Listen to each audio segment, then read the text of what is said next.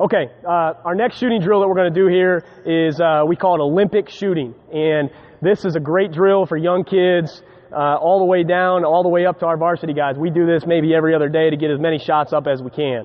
So what you need for this drill is you need 3 guys again, and you need 2 basketballs. And with this age group, we would probably start them at about 15 feet, all right? And they're going to just spread themselves out anywhere around to their basket so that they can start. And again, this is a drill that we try to make competitive. We may compete within our group. So these 3 guys right here, if we wanted to say, okay, it's going to be the first guy to 7 makes, all right? And that would be a way for us to make it competitive, make sure guys are getting after it a little bit, make sure they're not just playing the drill a little bit. We also may say, okay, this group, you're going against this group, and we've got to make 12 as a team, all right? And then they would have to count out loud. The way that this drill works is each guy will take a shot, and he'll get his own rebound.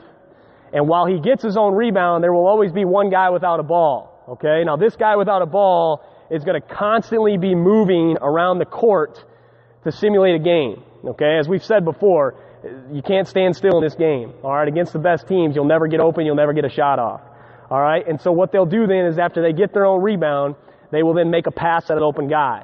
Now, as soon as they pass to the open guy, we then become the shooter again. And we're going to work as if we're coming off of a screen, okay? So if I were to take this shot right here, make or miss, when I get it, I would make a pass to Colin. Now, as soon as I make the pass to Colin, he knows he's going to shoot. But me, I now become a shooter.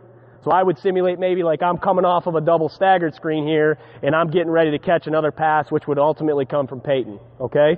So this is called Olympic shooting. What we'll do here with these guys, fellas, let's do this right now. Let's go, we'll go first guy to 4 makes. Okay? Now, if we were to do that with our varsity team, it'd take us a half hour right now. All right? But we're going to go first guy to 4 makes, and then the losers would have 10 crunches. Okay? You guys all set on this? Let's see what this looks like. Let's go 15 footers. Now, again, one of the things that I want to point out here, guys, what do we say every time we make a pass? Their name. Okay? Coaches, you can always emphasize those little details, even in a shooting drill. All right? As important as passing is, kids don't always love to put that fundamental emphasis there, so you have to do it as a coach.